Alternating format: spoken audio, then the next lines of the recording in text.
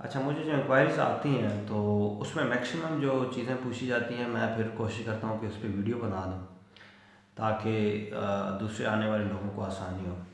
और एक जो कॉमन क्वेश्चन मुझसे पूछा जाता है इनमें कि एंट्री के वक्त यहाँ पे, जैसे अभी तुर्की में लोग आते हैं तो एंट्री के वक्त आपको क्या क्या चीज़ें देखी जाती हैं यहाँ पे।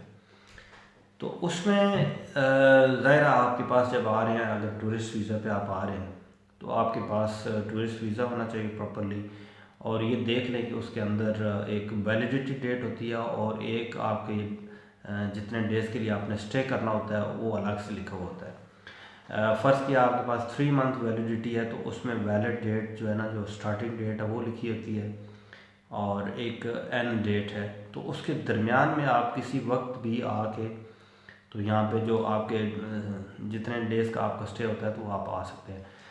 मसलन आपने 1 जनवरी से लेके और 1 अप्रैल तक आपके पास 3 मंथ्स हैं, तो आप उसमें किसी दिन को भी एंड के डेज़ में भी आप आके तो जितने दिन का आपका स्टे लिखा हुआ होगा, जैसे आपका 10 दिन का स्टे है तो आपको एंट्री 10 डेज़ की मिलेगी और आप 10 डेज़ यहाँ पे रह सकते हैं।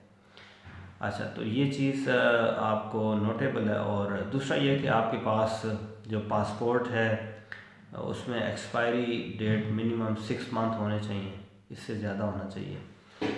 और तीसरा यहाँ पे आप जिस आपके पास रेजिडेंस कौन सी, आप किस जगह पे जा रहे हैं। फ़र्ज़ किया आपने हॉस्टल में ठहरना है तो आपके पास हॉस्टल की बुकिंग होनी चाहिए या होटल की बुकिंग होनी चाहिए।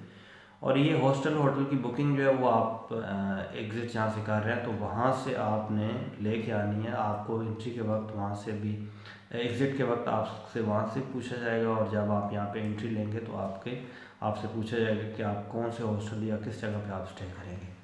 या इसके अलावा अगर आपके पास रिहाइश का कोई और जगह है जो आपने मेंशन की हुई है तो वो आप बता सकते हैं। और इसके अलावा ये एक जो है ना, जो अमाउंट है आपके पास, तो जो लॉ के मुताबिक, टर्किश लॉ के मुताबिक आपके पास $50 पर डे के हिसाब से होने चाहिए। तो जैसे आप 10 डेज़ के लिए आ रहे हैं तो आपके पास $500 होना चाहिए। तो ये चीज़ें नोटेबल है। सम टाइम वो नहीं पूछते, सम टाइम पूछ भी लेते हैं। कुछ किसी पे शक हो गया तो उसको वो फिर जांच पड़ताल करते हैं, उससे चेक कर लेते हैं कि आपके पास कितनी अमाउंट है, आपका स्टे किधर हो रहा है, और ये सारी चीज़ें चेक होती हैं। तो इसलिए आप जब ट्रैवल से पहले ये बिल्कुल आप इन चीज़ों को नोट करें और अच्छी तरह सोच समझ के अपने डॉक्यूमेंट्स जो है वो बाहिफाजत आप अपने साथ लेके आएँ, और हर चीज़ आपके पास होनी चाहिए। कुछ कंट्रीज़ में जो है वो इनविटेशन, जो इनवाइटर होता है तो उसको कॉल की जाती है, जैसे बुल्गारिया वगैरह में, रोमानिया में या यूक्रेन में। इन कंट्रीज़ में जो इनवाइटर होते हैं उनको कॉल भी की जाती है, सम टाइम वो एयरपोर्ट पर रिसीव के लिए आए होते हैं। तो ये चीज़ें आप ध्यान में रखें, और इंशाल्लाह नेक्स्ट वीडियो के साथ हाज़िर होंगे। अब तक के लिए इजाज़त दें।